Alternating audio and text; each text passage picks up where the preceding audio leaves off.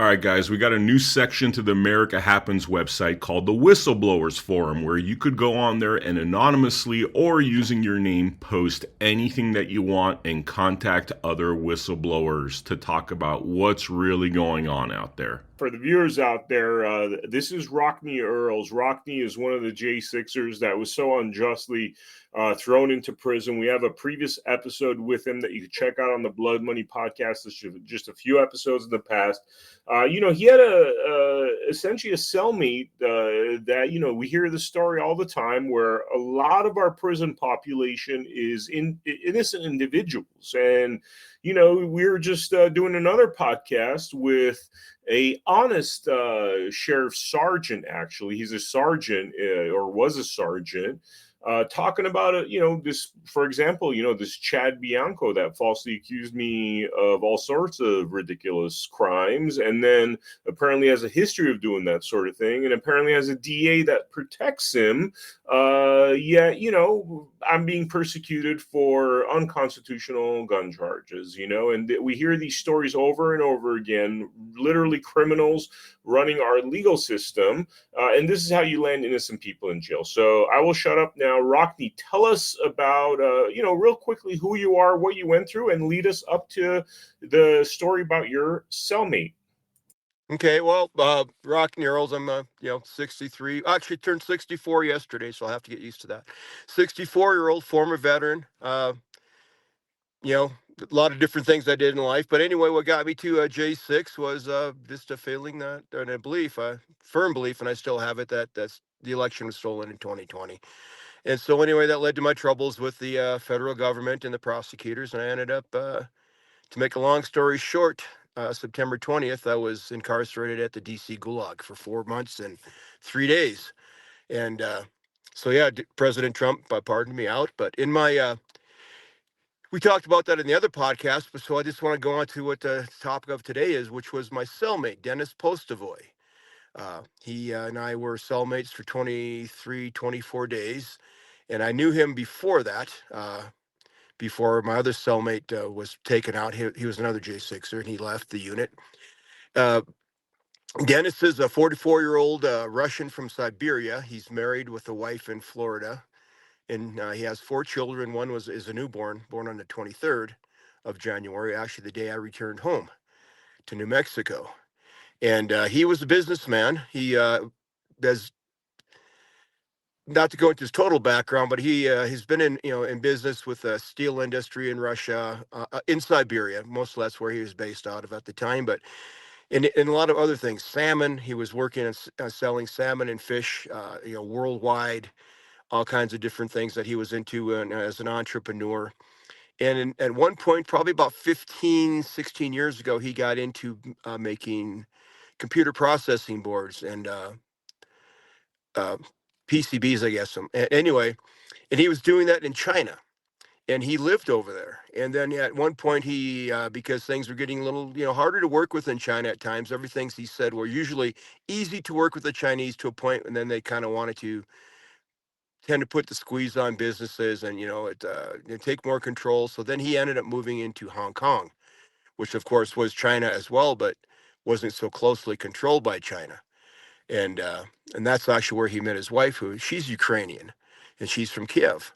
And but so they lived together and were operated several businesses over there. She had beauty salons, youth salons, you want to call them, and he was running his factories where he was making computer boards and shipping them worldwide.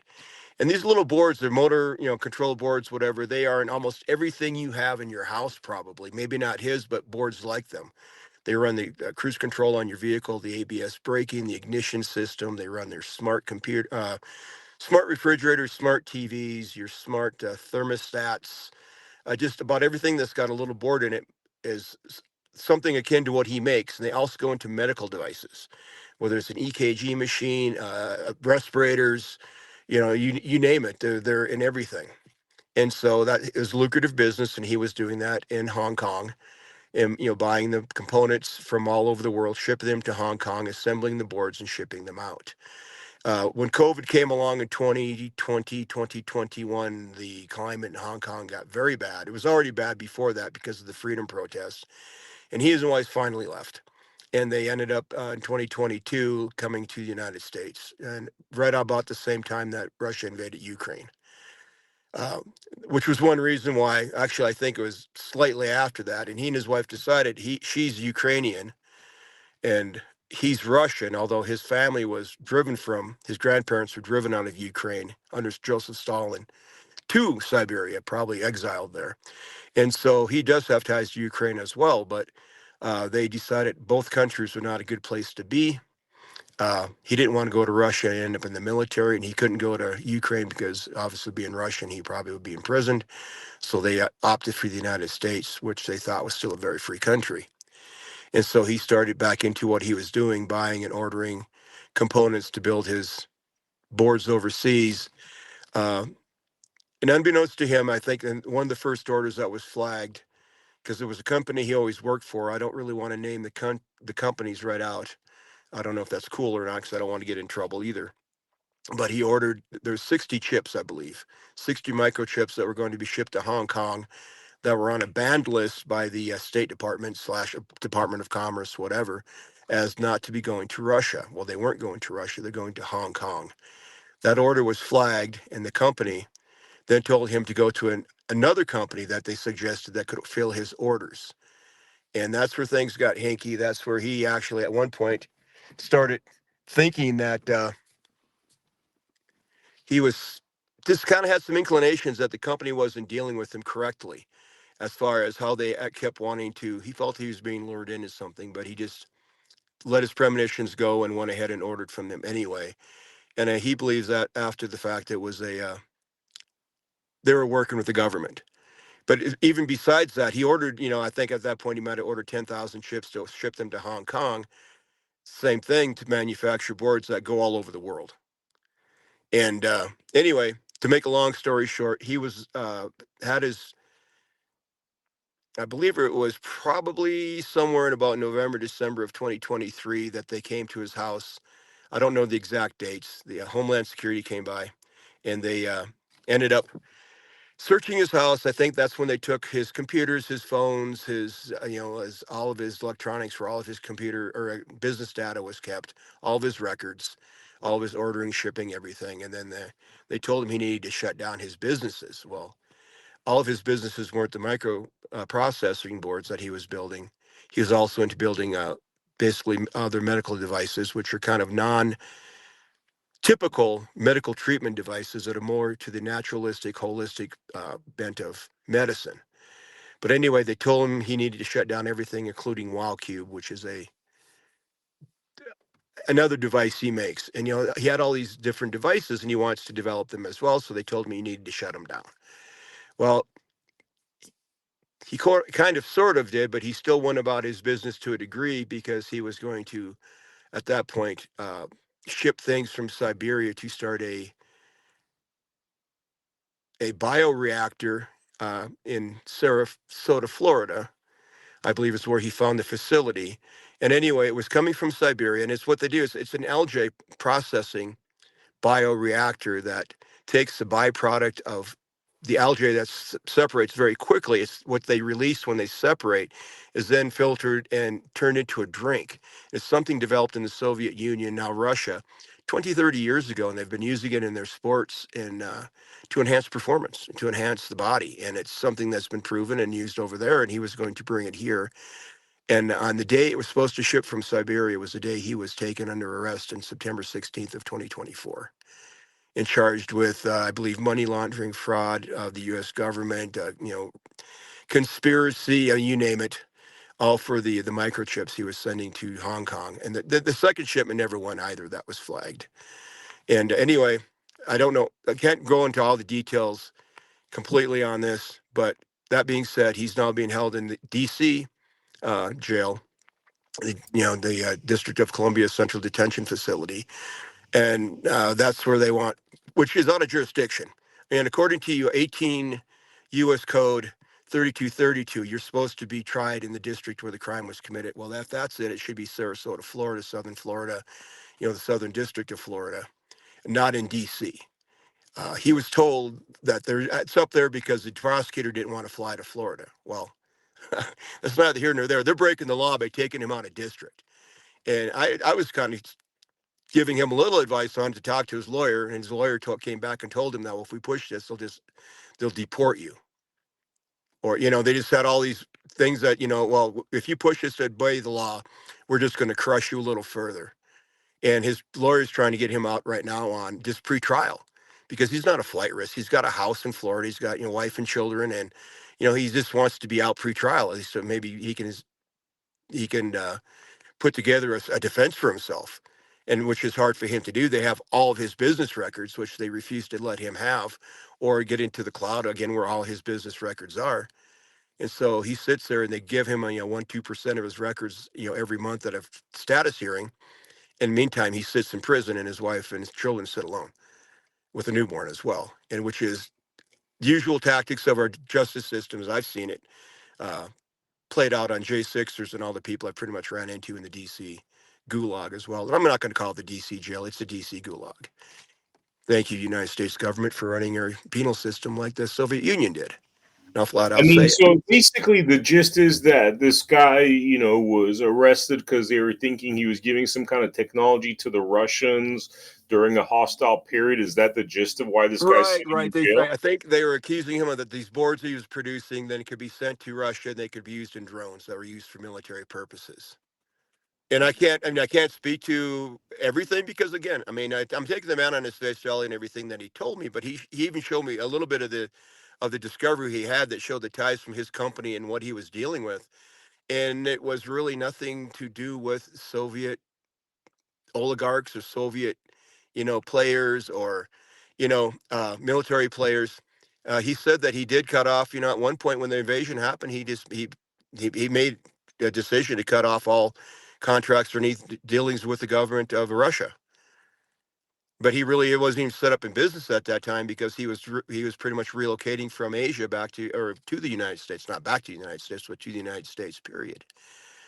And he's just I, and I don't know if it's because of the chips that were going to the or the I should say the chips that were going to go into the boards that they thought might go for into Russia for drone assembly, or if it's more because of the medical devices he's developing, because all those are very cutting edge and are. I'm always of the mind of conspiracy theorists to a degree that I Western mean, medicine. when you know how hard they've tried to sell their poisons and how hard they're resisting, simple things like not, using certain pesticides we know kill us, Well, or absolutely, a lot of these fluoride. devices are and he has them. He has had some of them in the United States, and he has showed them to people. He was at the Burning Man, where they had the collection of all these tech gurus in this little particular enclave. He went there just to meet these people, and to show them his devices and show them what he has and what he's developing. And they're freaking brilliant.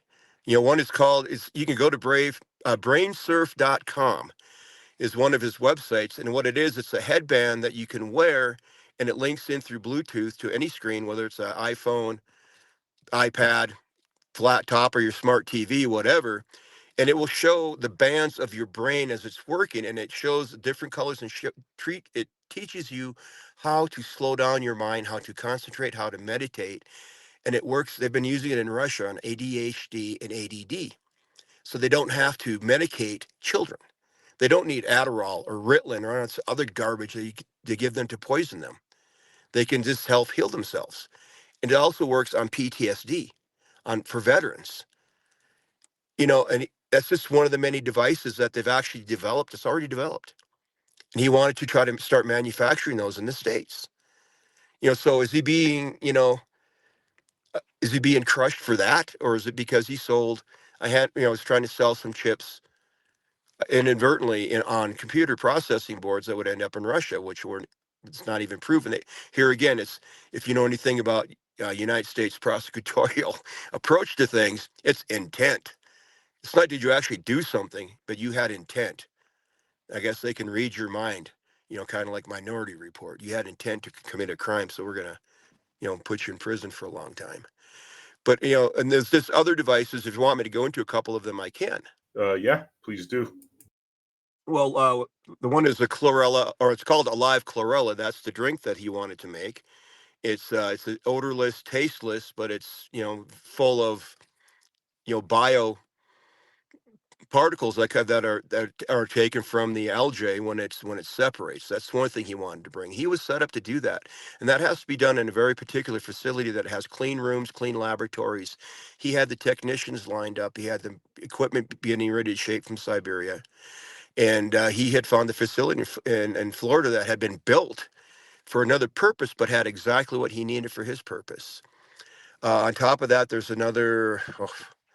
The wall cube is the kind of the same thing. It's like a Rubik's cube, but it's 24 separate screens working off of. You're going to go.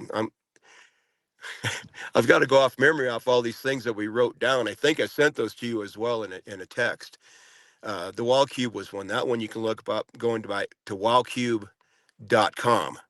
Again, that's another one of his websites. There is the Richta, which is it's kind of like a needling using laser and magnetics to heal on damaged joints and muscle tears and tendon tears. And these again are all technologies developed and used in the Soviet Union that are very effective. And he has all of those. Either has copies of those, or he has was basically online to start trying to manufacture those in the States by finding just some financial backing from somebody had already had the backing for it or had his own finances ready to set up the Alive Chlorella plant in Florida. He also even has a bottling. That's another one of his businesses because he's very much an entrepreneur. It was oh, I forget the name of the company, but they were involved in like microbrewing and beers and things of that nature. But it's the bottling and again uh, the machinery and processing for bottling, which would go right into the live chlorella business that he wanted to establish. And so anyway, I think the man is being so unjustly prosecuted right now, and the fact that they won't let him out even just pre-trial, which if you know They, anything they about the make the, U.S. they make the process the punishment, so they teach them a lesson, not to heal. I mean, it sounds like a pharmaceutical company hit job, more or less. Well, that was one of my first inclinations. I see that he when we were in the gulag together in Southeast 3 pod, he was on one side, I was on the other, and we always did split rec. But through another guy who was in there who I talked to on occasions who would switch sides, he told and got to know Dennis. He told him about my family, my wife and I, we have a kind of an interest in that same kind of a medicine. And, I had a daughter who had some health issues that we had treated, naturally, holistically. And we went through, Western surgery too. There's a place for both approaches to medicine. And so anyway, he actually switched sides. He was able to move from one side to my side so he and I could converse. And that's where we got to be very good friends pretty much for, a month or better, month and a half before we became cellmates. And then once we were cellmates and, started really getting to hear his story, what he was into, this dawned on me almost immediately is I don't think he's in there so much for microchips that were banned, three chips that were on a banned list, as he is for the devices he's trying to develop because they keep trying, hinting at they want him out of the country, and you're right. The process is the punishment because if nothing else, they keep you in there long enough that you'll take a plea deal, a shitty plea deal for a crime you never committed just to get something moving. You know what I mean? They do it all the time. They bring people in with no crime and they put them under the gun because they want them to testify against somebody. It's been proven in the past where they want somebody to actually perjure themselves to suborn perjury on the stand so they can go after somebody who is basically innocent, but they want to get them with a false testimony. So they all have it in prison. And, it's how they work. The justice system is the devil itself. There is no justice there. Yeah, yeah, couldn't agree with you more over there.